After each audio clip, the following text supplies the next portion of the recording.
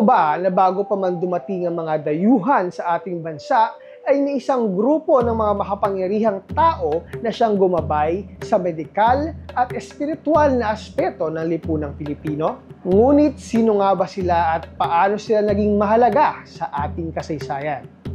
Kumusta? Ako si Caleb Alvarez at welcome sa Wayback Wednesday, kung saan pag-uusapan natin ng mga pangyayari at mga bagay-bagay sa ating nakaraan at kasaysayan. At kung bago ka lamang sa video na ito at nais mong mapanood ang mga naunang video, mag-like at follow ka lamang sa page na ito. Tara, pag-usapan natin ang tungkol sa mga babaylan.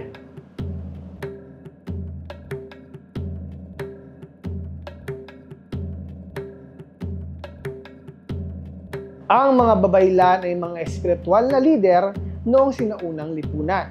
Sila ang tagapagpagaling, tagapag-ugnay sa mga espiritu at mga tagapangalaga ng kultura. Meron silang malalim na koneksyon sa kalikasan at sa mga espiritu. Kadalasan ay puros kababaihan ng mga babaylan, ngunit meron din mga kalalakihan na nagsisilbing espiritual na gabay. May iba't ibang uri ng mga babaylan sa bawat rehiyon ng bansa. Sa mga Tagalog at Kapampangan, sila ay tinatawag na katalonan na siyang nangunguna sa mga ritual. Sa bandang Bisaya naman ay mayroong mga tinatawag na asog. Sila ay mga kalalakihang nagbibihis pambabae at sila ay kinikilalang may espesyal na kakayahan na pang-espiritual. At ang panghuli naman ay ang mga bayugi na nasa bandang Bisaya rin na silang may mga katangiang pambabae, ngunit sila ay mga espiritual na lider. Naniniwala ang ating mga ninuno na ang bawat bagay sa kalikasan ay mayroong espiritu, kung kaya't mahalaga ang papel na ginagampanan ng mga babaylan sa pangangalaga sa kalikasan, panggagamot at pangunguna sa mga ritual. Ang kanilang kaalaman sa medisina at espiritualidad ay naging proteksyon sa mga sinaunang lipunan.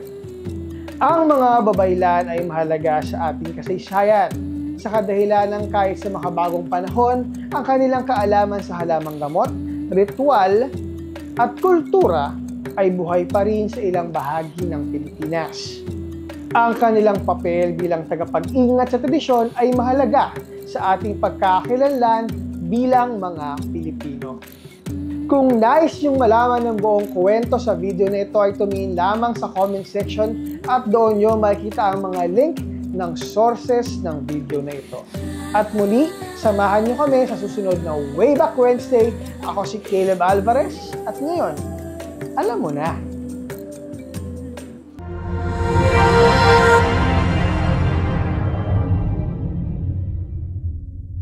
Sila ang kababaihan ng mga babaylan. Ngunit sa mga